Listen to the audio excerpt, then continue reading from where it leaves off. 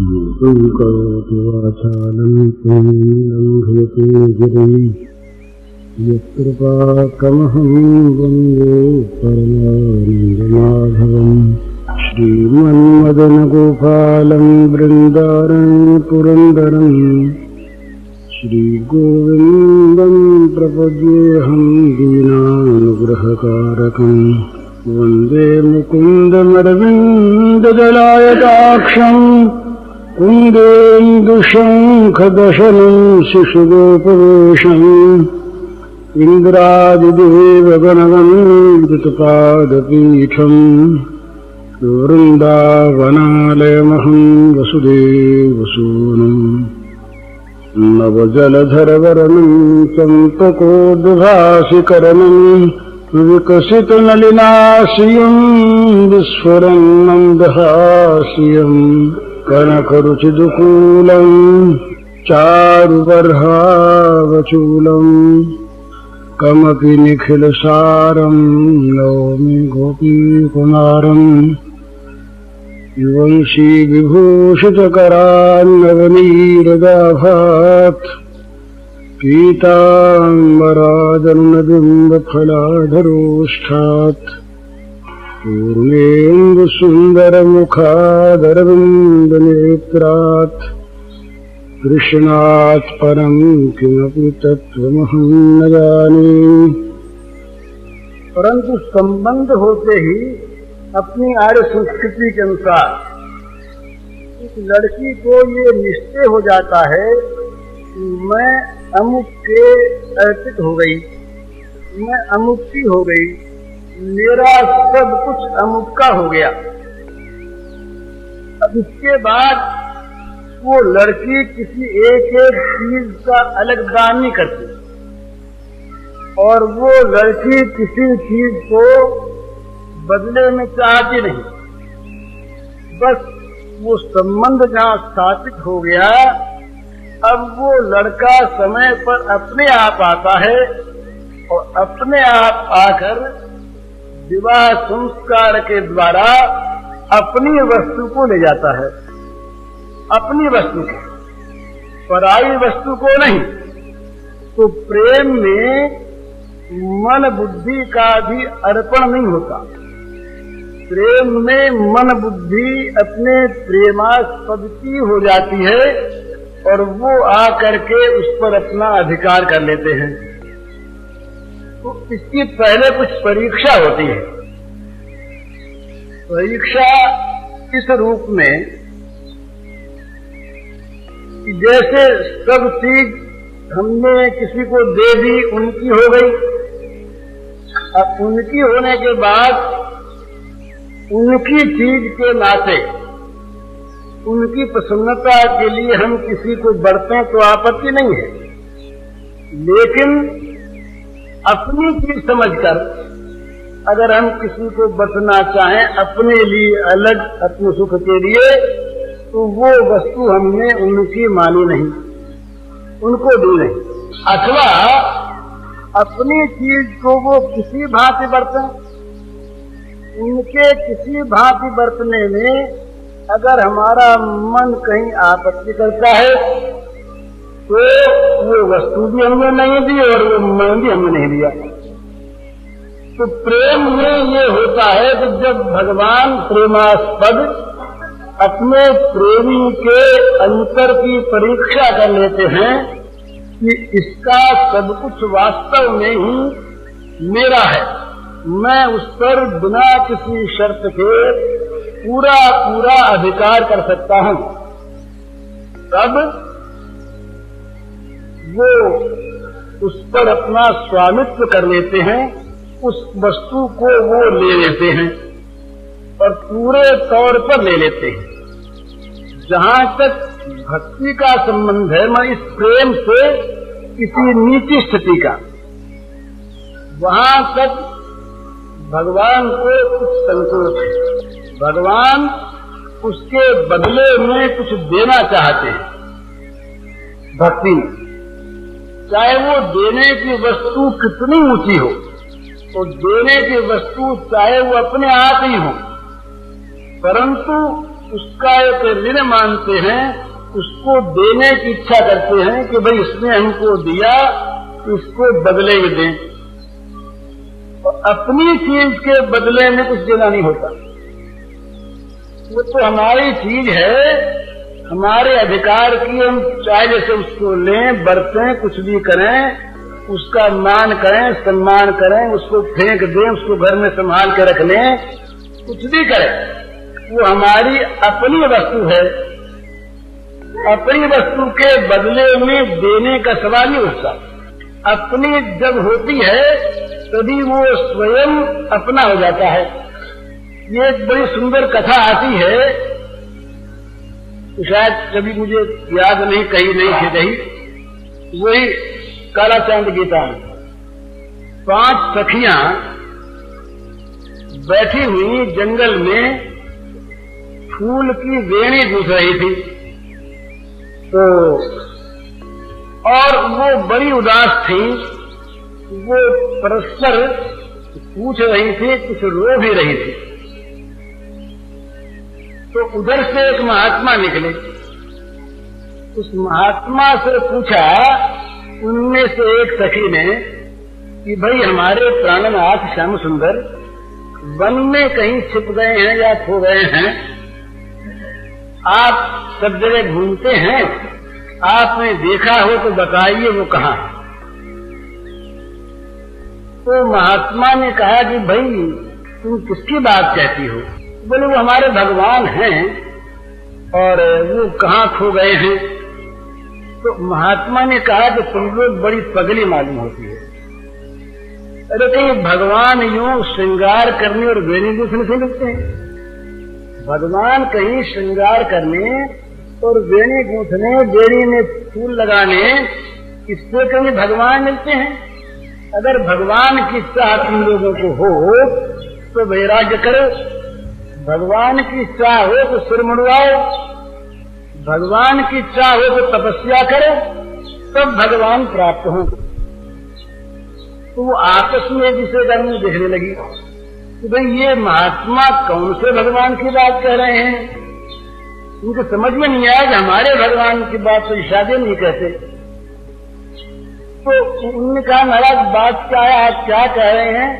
बोले हम ठीक कह रहे हैं, कहीं भगवान यूं मिलते हैं? तो सखी बोली कि महाराज हम तो ये समझती है, हमारा तो ये अनुभव है, हम ही अपने केशों का श्रृंगार करते हैं, इसलिए करते हैं कि हमारे इन केशों को देख करके हमारे भगवान जो श्याम सुंदर हैं वो प्रसन्न होते हैं। मैंने अपना कहीं कुछ नहीं। और एक बात है, हमारे जो लंबे लंबे काले काले केश हैं, जब कभी श्याम सुंदर कहीं चले जाते हैं, इन केशों को हम अपने सामने लेकर के कृष्ण की स्मृति करते हैं। और महाराज हम जो ये श्रृंगार करते हैं, बेनी गूंथते हैं, फूल लगाते हैं, ये तो इसीलिए लगाते हैं कि उनको इससे सुख मिलता है। तो महाराज ने कहा भाई ऐसी बात नहीं है, तुम लोग भूल में हो। तो उन्होंने पूछा कि फिर आप बताओ, हमें मालूम होता है कि आप जिस भगवान की बात कहते हैं वो भगवान शायद कोई दूसरा होगा, हमारे वाले दूसरे हैं। तो बताइए वो आपके भगवान कौन है, कैसे हैं? महात्मा बोले कि भाई भगवान को 10-20 होते हैं क्या?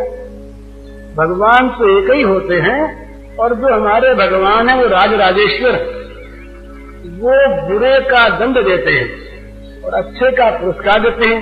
तो दंड दाता है, पुरस्कार दाता है और राजराजेश्वर है। तब वो सब हंसने लगी, बोले हाँ ठीक है, मालूम हो गया आपके दूसरे हैं, हमारे वाले आते हैं। तो महात्मा ने पूछा भाई तुम्हारे वाले फिर वो कौन है? तो कहने लगी बड़ी सरलता से, वो बोली कि हमारे जो भगवान हैं वो राजराजेश्वर नहीं है, और होते हैं राजराजेश्वर अगर है तो दूसरों के लिए, हमारे तो वो स्वामी हैं, हमारे तो वो अपने स्वामी हैं। और आपने कहा कि वो इनाम देते हैं, तो ये बात भी हमारी नहीं समझ में आई, क्योंकि हमारे स्वामी के तो तिजोरी की चाबी हमारे पास रहती है, वो इनाम क्या देते? तो चीज ही हमारी है। आप कहते हैं कि दंड देते हैं, तो हमारे संग दंड देते नहीं। अगर कहीं थोड़ा निकल जाए और उसको कोई स्वामी रोगनाश के लिए कटवा दे, चिरवा दे, कड़वी दवा दे दे, ये दंड थोड़ा ही है, ये तो प्रेम है। प्रेम के मारे वो हमारे रोग को देख नहीं सकते। तो हमारे जो भगवान है वो न दंडदाता है न पुरस्कार दाता है, वो तो हमारे अपने स्वामी हैं। उनका सब कुछ हमारा है और हमारा तो उनके सिवा कुछ ही नहीं। तो हमारा जीवन, हमारा श्रृंगार, ये जो कुछ भी है, ये सब उनके लिए, हमारे लिए नहीं। अब महात्मा के समझ में बात आई कि भाई ये तो कोई हमसे ऊंची चीज है। तब कहा कि भाई तो तुम्हारे जो भगवान है उनका वर्णन तो करो कैसे है। तो लगी वर्णन करने और वर्णन करते करते उनको प्रेम आ गया, वो सब के सब उन्मत्त हो गई और उसी के साथ साथ वो महात्मा भी उन्मत्त हो गए। ये मैंने संक्षेप में कहा है, इसकी वो लंबी कथा वहां पर। तो ये प्रेम जहां होता है वहां प्रेम में एक बात, एक अपने लिए, अपने सुख के लिए, अपने आराम के लिए अलग कोई चीज रहती नहीं। वहां तो वो जो कुछ भी करता है वो प्राणनाथ करवाते हैं और प्राणनाथ के लिए करता है। अगर प्राणनाथ चाहते हैं कि ये भस्म रमा ले तो भस्म रमा ले, प्राणनाथ चाहते हैं कि श्रृंगार करे तो श्रृंगार करे, वो चाहते हैं कि जाकर के चिता में बैठ जाए तो बैठ जाए, वो चाहते हैं कि ये किसी महल में रहे तो महल में रहे। माने उसका अपना, अपने लिए कुछ रहता नहीं। जो कुछ भी उसका है उस पर वो स्वयं भगवान प्राणनाथ प्रियतम अपनी वस्तु समझकर, दूसरे के समझकर नहीं, अपनी वस्तु समझकर उस पर अपना पूर्णाधिकार कर लेते हैं। तो ये प्रेम में ऐसा होता है। तो यदि ऐसे प्रेम का नाम भक्ति हो तो कोई आपत्ति नहीं है। ये तो उसका अलग अलग भेद बतलाने के लिए दो स्थितियों का, एक का नाम भक्ति रख लिया, एक का नाम प्रेम रख लिया। वास्तव में जब भगवान का सब कुछ हो जाता है तब ये प्रेम वहां पर प्रस्फुटित होता है, खिलता है। जहां तक किसी प्रकार से भी हम कुछ भी पाना चाहते हैं, यहां तक अगर हम अहंकार की पुष्टि चाहते हैं कि भाई ये हमको भक्त मान ले, ये हमको भक्त कहें, ये भगवान, ये परमात्मा, ये हमारे प्राण प्रियतम हमको प्रेमी मान ले, हमको प्रेमी कहें, इस चीज को भी जहां तक रखा हुआ है, ये चीज रखी ना अपने पास, तब तक भी उस प्रेम में त्रुटि है। वो प्रेम प्रेम नहीं है। वो हमको प्रेमी मान ले, ये हम कह रहा, ये हम तो उनकी वस्तु हो गया। ये जो ये प्रेम में और ज्ञान में जो अहम है, वो अहम तो जाकर सारा का सारा समष्टि अहम में विलीन हो जाता है। जो व्यष्टि अहम है, ये व्यष्टि अहम समष्टि अहम में जाके मिल जाता है। और प्रेम में ये अहम जो है, ये प्रेमास्पद के अहम में मिल जाता है। तो मैं प्रेमी और वो मेरे प्रेमास्पद, इस प्रकार कहने की जो एक स्थिति है अहंकार की, वो स्थिति उसकी नहीं रहती। वो कहता है ये मेरी चीज है, वो कहता है मेरी चीज है।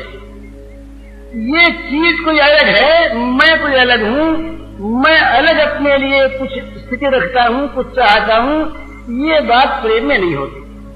तो ये जो भक्ति की जब आत्मनिवेदन पूर्णतया परिपुष्ट होकर जब सर्वथा अपने प्राण प्रियतम परमात्मा के प्रति हो जाता है, तब उस निवेदित वस्तु को भगवान ले लेते हैं। इतना सा अंतर है, अंतर इतना सा ही है कि देने योग्य उसके पास कुछ रहता नहीं और देने वाला नहीं रहता। मेरी कोई वस्तु हो तो मैं अर्पण करूं, और अर्पण करने वाला मैं उससे कोई अलग अभिमान वाला हूं तो अर्पण करूं। इसको ठीक से समझ लीजिए। अर्पण करने में दो वस्तुओं की आवश्यकता होती है। एक तो अर्पण करने योग्य वस्तु और एक अर्पण करने वाला। वस्तु नहीं है तो अर्पण क्या करेगा, और अर्पण करने वाला नहीं है तो अर्पण कौन करेगा। तो जहां ये भगवत प्रेम का प्रकाश होता है वहां वस्तु उसकी नहीं रहती अपनी, और वो आप अपने से कोई चीज अर्पण कर सके, कुछ कर सके, ऐसा वो लोग आप नहीं रहता। तो इस अवस्था में अर्पण करे क्या और अर्पण करे कौन। तो जो कुछ भी है वो परम प्रियतम अपने परम प्रेमास्पद परमात्मा का, भगवान का हो जाता है। अच्छा, वहां पर भगवान होते हुए भी ये बड़ी विलक्षण चीज है। ये कथन में प्रेम नहीं आता। जितना भी कथन होता है प्रेम पर वो सारा का सारा बाह्य होता है, बाहरी होता है। क्यों? ये नारद जी कहते हैं अनिर्वचनीयम प्रेम स्वरूपम। जो प्रेम का स्वरूप है वो वाणी में नहीं आता, और जो वाणी में आता है वो बाहर बाहर की, ऊपर ऊपर की चीज होती है। तो जरा इस बात को सोचना है कि ये क्या स्थिति होती है जब वो प्रेमी अपने को अर्पण करने वाला नहीं पाता और अपने पास अर्पण करने योग्य कोई वस्तु नहीं देखता। उस समय वो प्रेमास्पद उस प्रेमी का व्यवहार किस प्रकार से करते हैं, उस प्रेमी के द्वारा प्रेमास्पद क्या क्या करते हैं, इस बात का उसे ज्ञान भी नहीं रहता। हाँ, इसलिए ये नहीं कहा जाता कि उसको अपने भगवान का ज्ञान है, परंतु वो अज्ञानी भी नहीं है। ये बड़ी विलक्षण बात है। अज्ञानी न होते हुए ज्ञान नहीं है। ये प्रेम की दशा है वैचित्र्य। प्रेम में अज्ञानी न होते हुए भी ज्ञान नहीं है, और ज्ञानी होते हुए भी ज्ञान का प्रकाश नहीं है। क्यों नहीं है? कि वो जिसको ज्ञान होता है, जिसमें ज्ञान होता है, वो वस्तु पर उनका प्रेमास्पद की बन गई। तो उसका ज्ञान करे वो।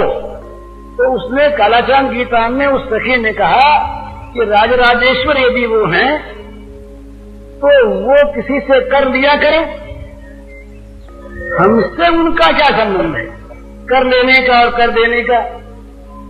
हमारे पास तो न कर देने को कुछ है और न हम कर देने वाली कोई है। जो कुछ है उनका है।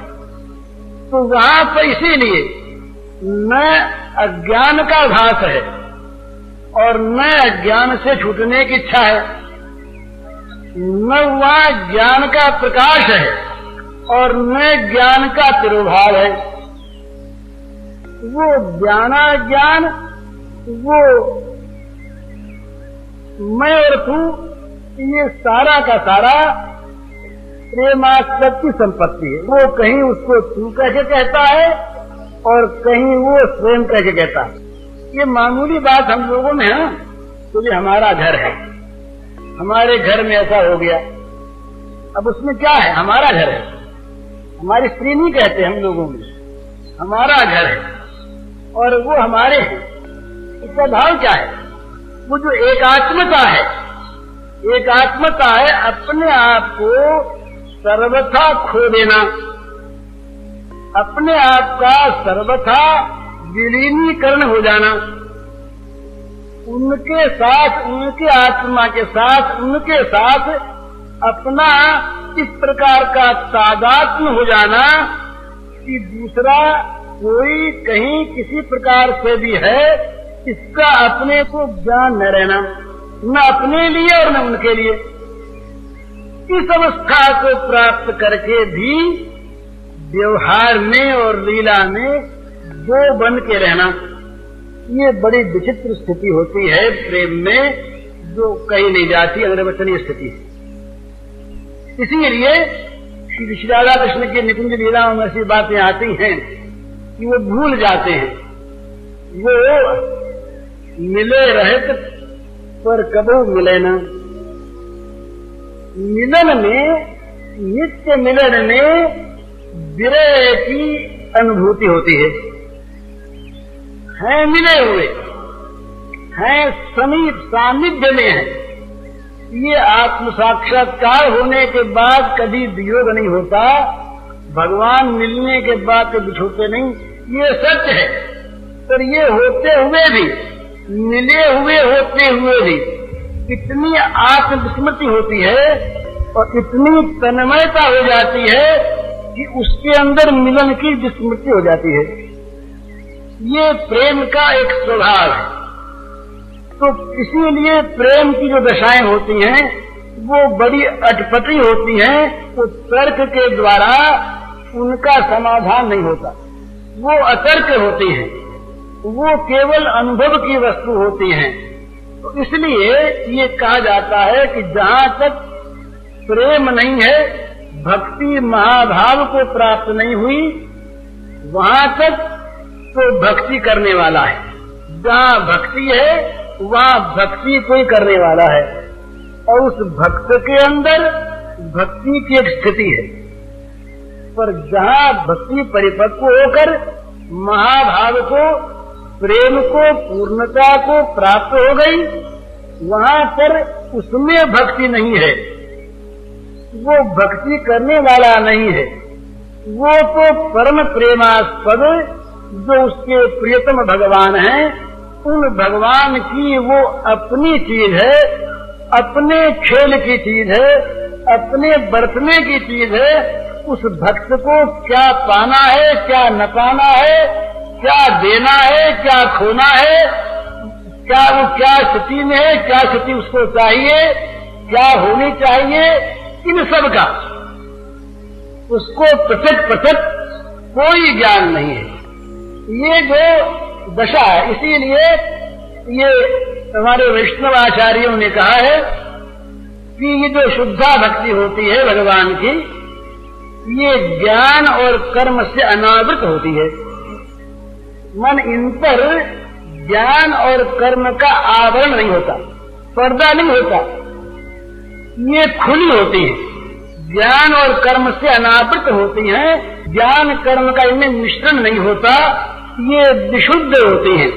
विशुद्ध का अर्थ यह है कि वहां ज्ञान और कर्म इन दोनों की जिसमें आवश्यकता होती है, इन दोनों को जहां स्थान होता है, ये दोनों जहां रहते हैं, वो रहने की जगह प्रेम में नहीं रहती।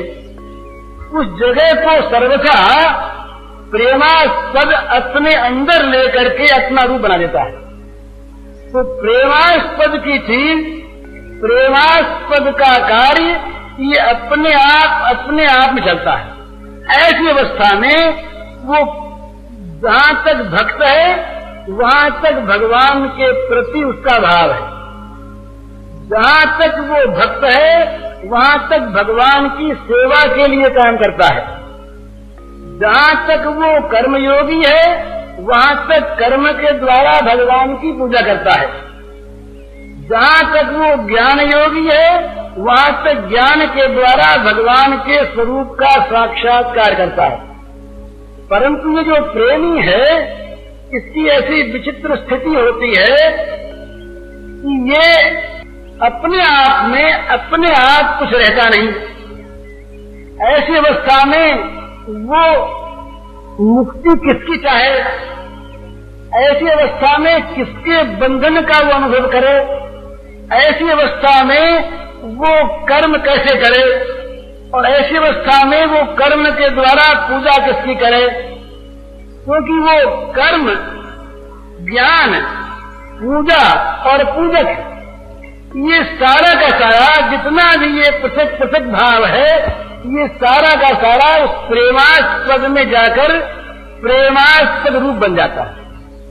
तो वो जो प्रेमास्पद है, वो अपने आप अपनी चीज, जैसे वो किसी आदमी के द्वारा काम करवाता सो नहीं, अपने हाथ से, अपनी वाणी से, अपने मन से जैसे करता है, इसी प्रकार उसका मन, उसकी वाणी, ये उसकी अपनी धर्म सामग्री बन जाती है, अपने से अलग नहीं।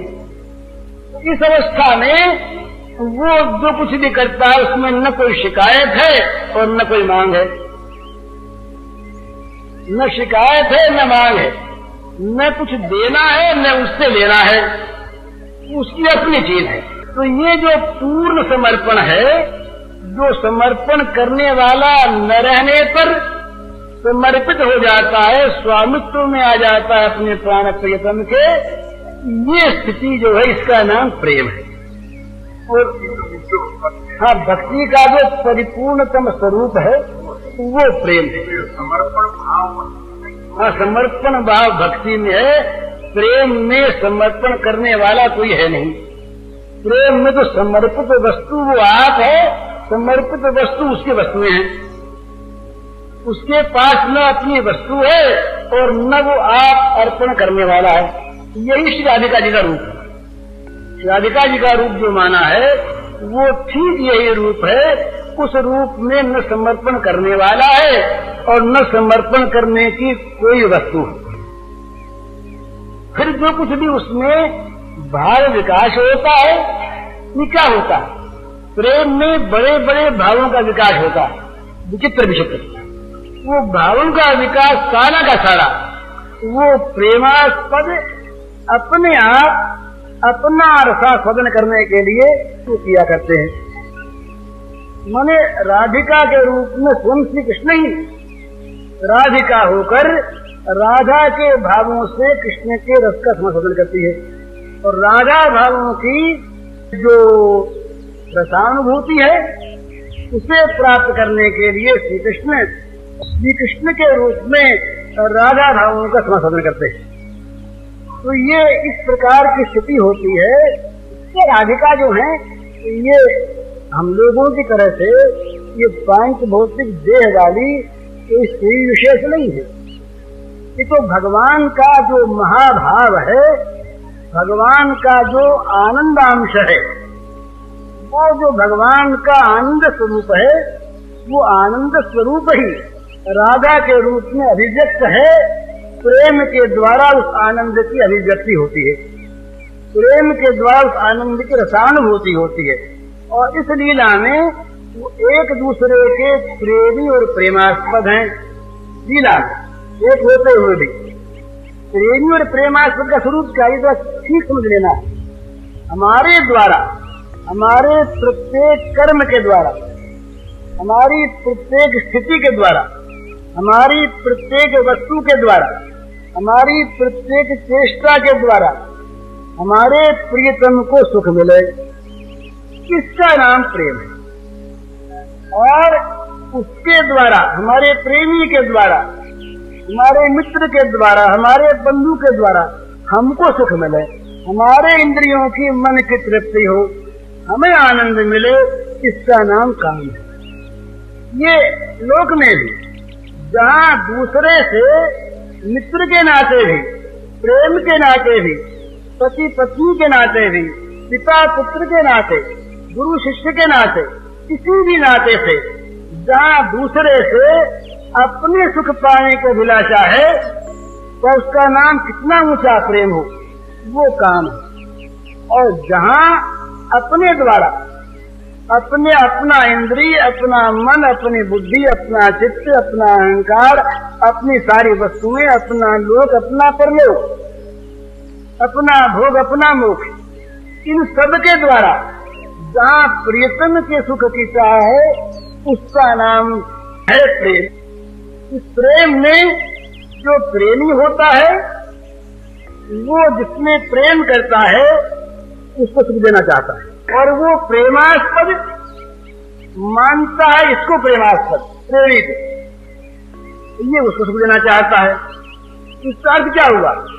वो करता है उसके मन की और वो करता है उसके मन की, अपने मन की बात वो नहीं करते। ये कितनी विलक्षण बात है।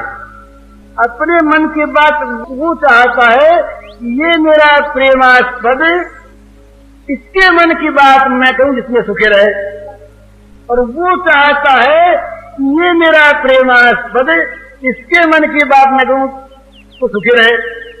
और फिर अपना सुख ये क्या है, उसको सुखी देख रखना सुख है, इसमें अपना सुख है।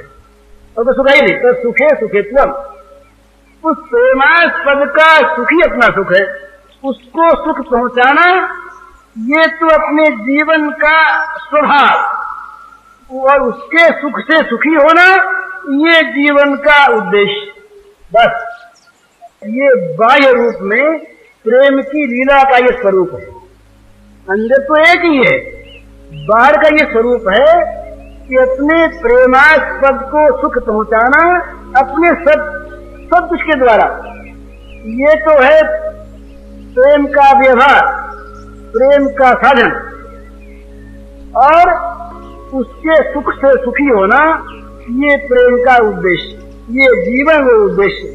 तो प्रेमी का जो जीवन है ये क्या है, एक वाक्य में कहें तो प्रेमास्पद को सुखी बनाने का जीवन है। अपने मन की बात कहीं रही नहीं गई, अपने मन की बात छोड़ दें, हम सुखी हो जाएं, ये जो कहा जाता है, इस प्रेम में तो अपने मन की बात छोड़े बिना प्रेम आता ही नहीं।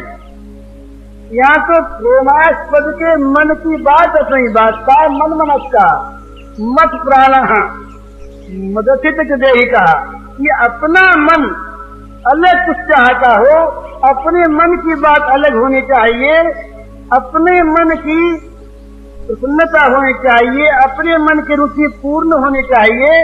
ये जहाँ पर है वहाँ पर तो काम है, वहाँ प्रेम ही नहीं। तो प्रेमी का जीवन है प्रेमास्पद के मन की बात करना।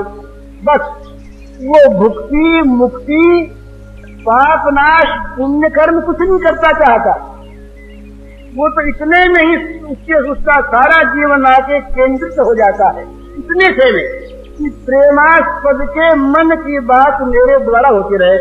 बस वो चाहे नरक की प्राप्ति हो, चाहे स्वर्ग की प्राप्ति हो, चाहे मोक्ष की प्राप्ति हो, तो सदा के लिए इनका निर्वासन हो, कुछ भी हो, प्रेमास्पद के मन की बात करना ये प्रेमी का जीवन। और उसको सुख क्या है, बस प्रेमास्पद को सुखी देकर सुखी होना। इसकी राधिका निरंतर ये प्रयत्न करती है कि हमारे जो श्याम सुंदर श्री कृष्ण हैं ये सुखी होते रहें और उनको सुखी देखकर मैं सुखी हूं, मेरा सुख बढ़े। तो श्याम सुंदर क्या करते हैं, श्री जी जिस प्रकार सुखी हूं वो चेष्टा मैं करूं और उनको सुखी देकर सुखी हूं। यही नित्य रास है, ये हमेशा चलता रहता है, अनादिकाल से अनंत काल तक ये महारास चलते ही रहेगा। ये प्रेम लीला का जो महारास है नित्य चलता है। इसी का जगत में कभी कभी अवतरण हुआ करता है, इसी का अवतरण किसी प्रेमी के जीवन में होता है, हमारे भी हो सकता है, आपकी भी हो सकता है। अगर आपके हमारे जीवन में ये रास उतरी आवे, ये रास माने इस रस की अनुभूति, ये जो महारस है इस रस की अनुभूति अगर हमारे आपके जीवन में कभी सौभाग्यवश उतर आवे तो हम भी फिर प्रेमी हो जाए, हमारा भी प्रेम फिर भगवान की ओर लगकर धन्य हो जाए और भगवान हमारे प्रेमास्पद बन जाए। प्रेमास्पद किसी को बनाना हो एक ही बात है, अपने मन की बात छोड़नी होगी, उसके मन की करनी होगी। ये जहां कहीं भी प्रेम का विकास करना हो, शुद्ध प्रेम का, वहां अपने मन की छोड़नी होगी, उसके मन की करनी होगी। भक्ति में अपने मन की रहती है, इससे जो नीचे भक्ति उसमें भाई भगवान हमको दर्शन दे दें, वो चाहते नहीं दे। तो प्रेमी को दर्शन की बड़ी उत्सुकता है, प्रेमी दर्शन से कोई विराग नहीं करता, परंतु अगर प्रेमास्पद दर्शन नहीं देना चाहता तो प्रेमी के मन में दर्शन की बात आती नहीं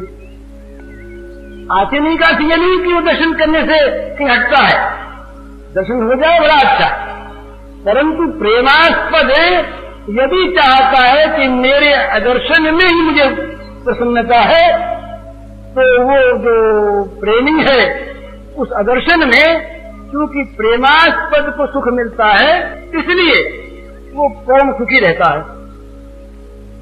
माने पूरी उसके मन की चाह, उसके मन की बात वो अपने जीवन बना लेता है। उसका जीवन यही है और उसके जीवन में कोई उद्देश्य नहीं, कोई क्रिया नहीं, कोई त्याग की वस्तु नहीं, कोई ग्रहण की वस्तु नहीं। उसका त्याग, उसका ग्रहण, उसका जीना, उसका मरना, ये सारा का सारा प्रेमास्पद के मन में रहता है। उसका मन ये है प्रेम की स्थिति। अब इसमें एक मेरे पास पन्ना आया था, उसमें कुछ ऐसी बात है। तो ये इसमें जो प्रेम में मिलन और विरह है, ये मिलन और विरह दोनों एक चीज है। दोनों ही प्रेमास्पद के मन की चीज है। प्रेमास्पद चाहते हैं मिलना तो मिलन में सुख है, प्रेमास्पद चाहते हैं बिछुड़ना तो बिछुड़ने में सुख है। मिलना बिछुड़ना ये जहाँ दुख सुखदायी होता है वहाँ काम है, वहाँ अपने मन की बात पूरी करना है। इसलिए श्री गोपांगनाओं का जो बिछोह है वियोग है, और गोपांगनाओं का जो मिलन है, इस विषय पर पूछा है खज्जल ने। गोपांगनाओं का मिलन और गोपांगनाओं का बिछोह, ये दोनों ही एक ही प्रेम की स्थितियां हैं। वियोग में एक तपन होती है, वियोग में एक ज्वाला होती है, पर वो ज्वाला इतनी सुंदर सुख देने वाली होती है इस रूप में कि वो अपने प्रियतम के स्मरण का आनंद कराने वाली होती है। वो अगर संयोग, ये बड़ी विचित्र बात है, अगर प्रियतम का संयोग प्रियतम की स्मृति के सुख को हरने वाला हो तो प्रियतम का संयोग इच्छित नहीं है। ठीक समझेंगे? अगर अपने प्रियतम का संयोग प्रियतम के स्मृति सुख को मिटाने वाला है तो प्रियतम का संयोग प्रेमी नहीं चाहता। माने हमें अपने प्रियतम मिल गए और उनके मिलने पर उनको याद रखने में जो सुख होता है वो सुख यदि चला जाए, मिल गए ना, तो उस सुख के लिए वो चाहता है कि ये हमसे न मिले। तो इसीलिए कहा जाता है कि ये भगवत प्रेम में और ये गोपी प्रेम में खास तौर पर एक विचित्र बात है। संसार के व्यवहार में चीज कहीं नहीं है। मिलन के बाद स्मृति के सुख की कहीं अपेक्षा ही नहीं है। जब तक वस्तु नहीं मिली तब तक तो उसके याद का सुख है, और जब मिल गई तो मिलने का सुख है, फिर याद क्यों रहेगी। परंतु इस गोपी प्रेम में ये अनोखी बात है, मिलन होने पर भी मिलन का सुख अपेक्षित है, स्मृति का सुख अपेक्षित है। इसीलिए ये श्री कृष्ण के मिलन में श्री कृष्ण की स्मृति का अभाव नहीं है, निरंतर है। इसीलिए ये हमारे यहाँ एक वैष्णवों ने माना है, ये जरा इसको किसी भी दूसरे रूप में न लीजिएगा, बुरे रूप में नहीं लेना है। एक दो भाव माने हैं वैष्णवों ने, एक स्वकीया भाव है, एक परकीया भाव है। ये शब्द अच्छे नहीं है, शब्द अच्छे नहीं है, पर परकीया स्थिति नहीं है, परकीया भाव है। तो परकीया भाव में चार बातें रहती हैं जो स्वकीया भाव नहीं रहती। मुझे गलत है, जब वस्तु प्राप्त है तो उसे प्राप्त करने की इच्छा नहीं रहती। जब वस्तु प्राप्त है तो प्राप्त वस्तु का चिंतन नहीं होता। जब वस्तु प्राप्त है तो उसके दोष भी दिखाते हैं, और जब वस्तु प्राप्त है तो उससे मांग भी हो जाती है। जैसे पति पत्नी, अब विवाह हो करके पत्नी जब पति के पास आ गई और घर में रहने लगी, उसके बाद मुझे पति मिले इस तरह की आकांक्षा नहीं रहती। जब पति प्राप्त हो गए तो पति के चिंतन करने की रुचि रहती, और जब पति के पास निरंतर रहना है, एक घर है, एक चीज है, तो कभी पति से वो पत्नी कहती दीदी देखो आज आपने ये भूल की, अब कैसा नहीं करना चाहिए, आप देखिए बहुत भूल कर दिया करती, तो कहती है कि आत्मसात सही, उसके मन में कोई विरोध या द्वैत नहीं है, तथापि पति के दोष की उसके चित्त में कल्पना हो जाती है। और चौथी बात, पति के पास रहती एक घर है, भाई आज घर में साग नहीं है, आज घर में कपड़ा नहीं है बच्चे के लिए, तो आपको लाना चाहिए, ये मांग हो जाती है।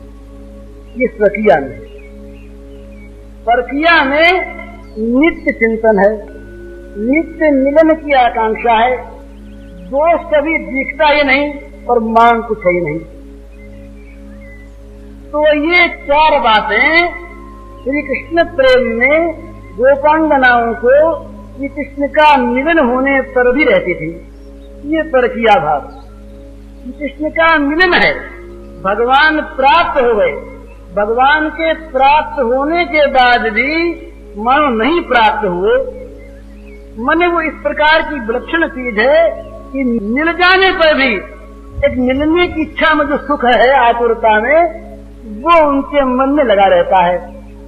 तो मिलने पर भी मिलने की इच्छा, वस्तु के प्राप्त होने पर भी उसका चिंतन न छूटना, किसी प्रकार से कभी भी दोष दिखना ही नहीं, और किसी वस्तु की कभी भी मांग न होना, नित्य प्राप्त करने की आकांक्षा, नित्य चिंतन सुख, नित्य निष्काम भाव और नित्य दोष दर्शन का अभाव। ये चार बातें स्वाभाविक होती हैं, ये श्री गोपियों के परिचय की चार बातें। मिलन पर भी, मिलने पर भी एक बड़ी विचित्र बात है, ये वस्तु हम चाहते हैं नहीं मिली, उस चाहने जो एक सुख है, मिलेगी मिलेगी मिलेगी, वस्तु प्राप्त होने पर मिलन का सुख तो हुआ, पर ये जो चाह का सुख है ये मिट गया, एक वस्तु बड़ी वस्तु का अभाव हो गया, ये जो सुख था इसका अभाव हो गया। तो वो कहती हैं कि मिल भी जाओ पर हमारी ये वस्तु भी बनी रहे।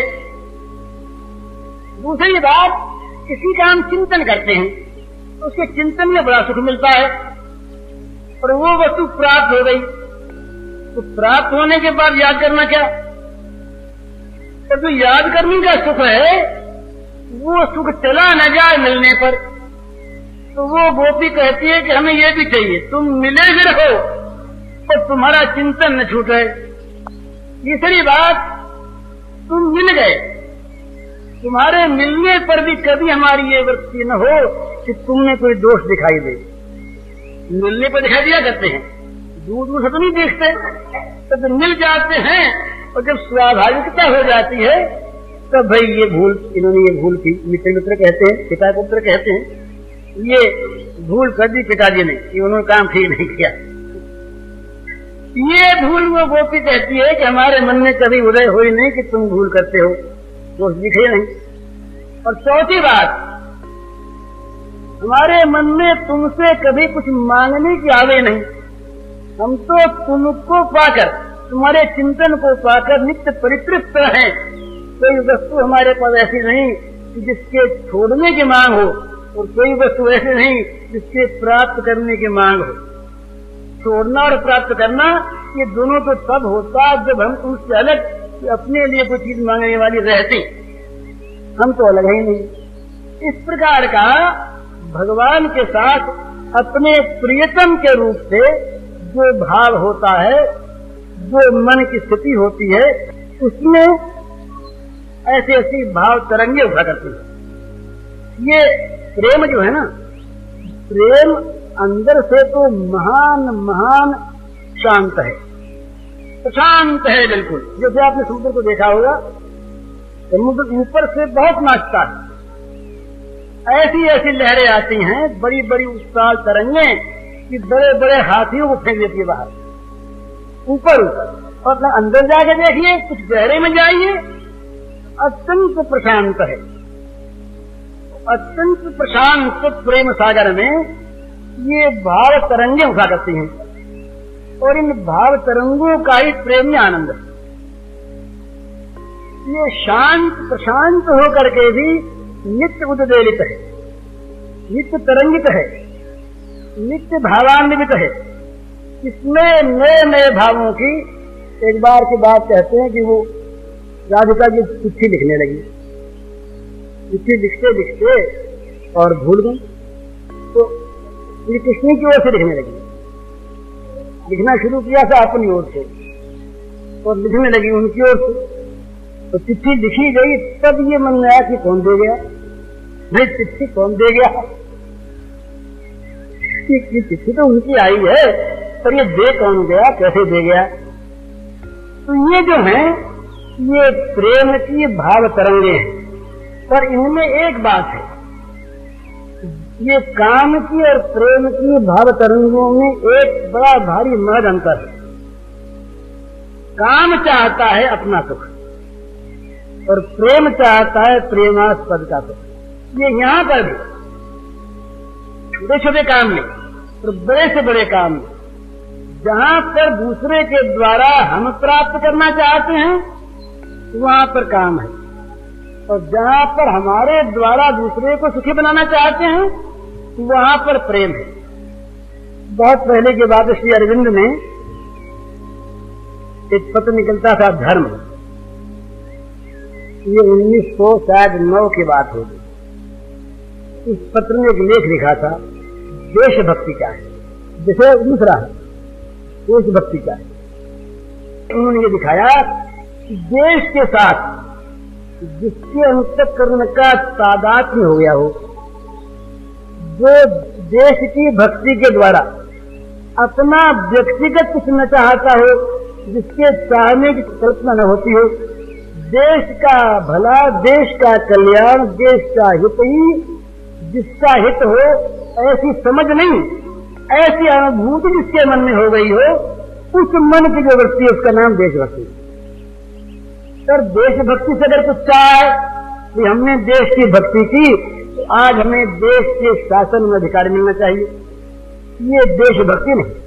देशभक्ति वो इसी प्रकार से परमात्मा की भक्ति और परमात्मा का प्रेम वो है जिस प्रेम में, जिस भक्ति में किसी प्रकार की मांग न हो, और ये विलक्षण चीज और प्रेम में तो और विलक्षणता है ना, और ये बड़ी अनोखी चीज है, ये कहीं नहीं है और ये भगवत प्रेम के सिवा।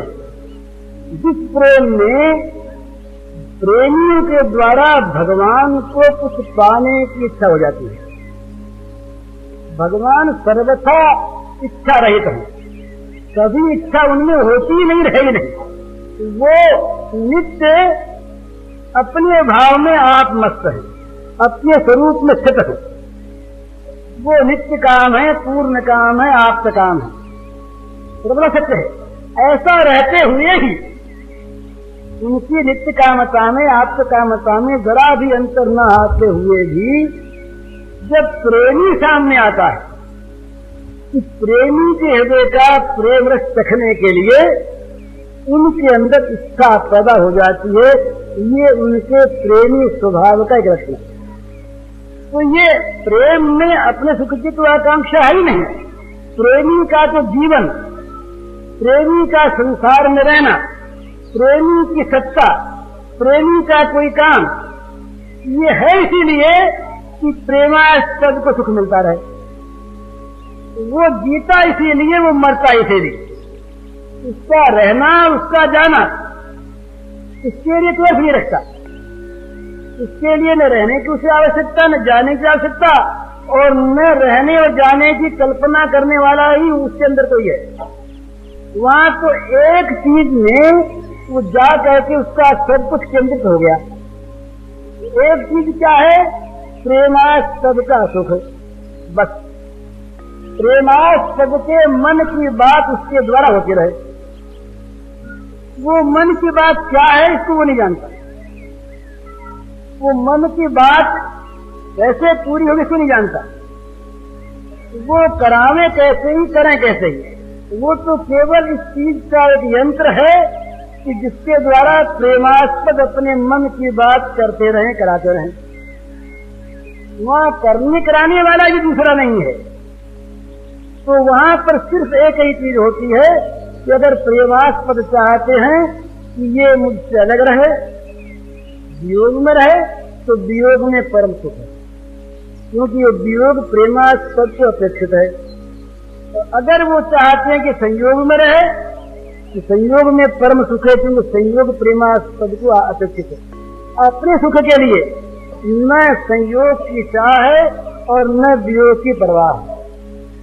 वियोग हो या संयोग हो, कुछ भी हो, उससे इससे कोई मतलब नहीं। इस प्रकार का जो एक भाव है, और इस भाव में जहाँ विचित्र विचित्र नित्य नव नव लहरियां उठती रहती हैं, उस लहरी वाले महासमुद्र, भाव के महासमुद्र का नाम ये प्रेमोदधि है, प्रेम सागर है, प्रेम है।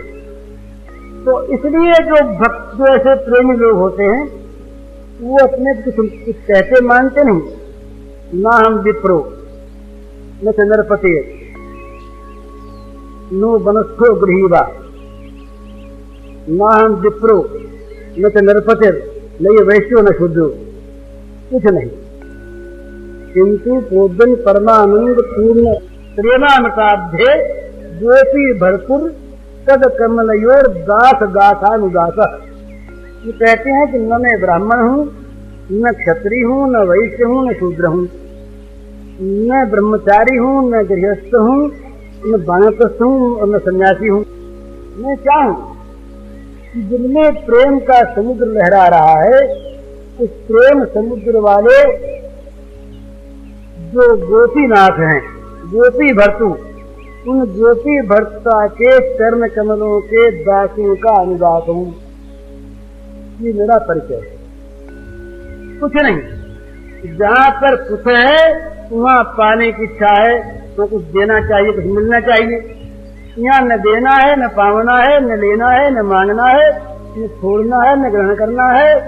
केवल अपने प्रेमास्पद के मन की करते रहना है, और मन की करते रहना भी अपने अधीन नहीं है।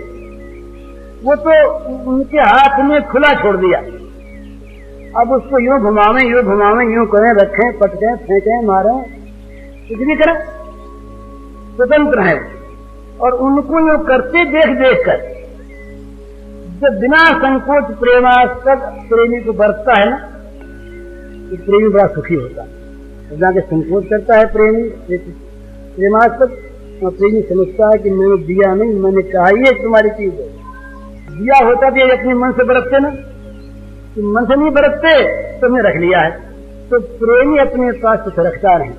तो ये जो बिना रखे की इसका हो जाने की जो स्थिति है, इसी स्थिति का नाम है गोपी प्रेम। इस गोपी प्रेम में विरह और मिलन दोनों ही प्रेम की ही दशाओं का नाम है, अलग अलग चीज नहीं।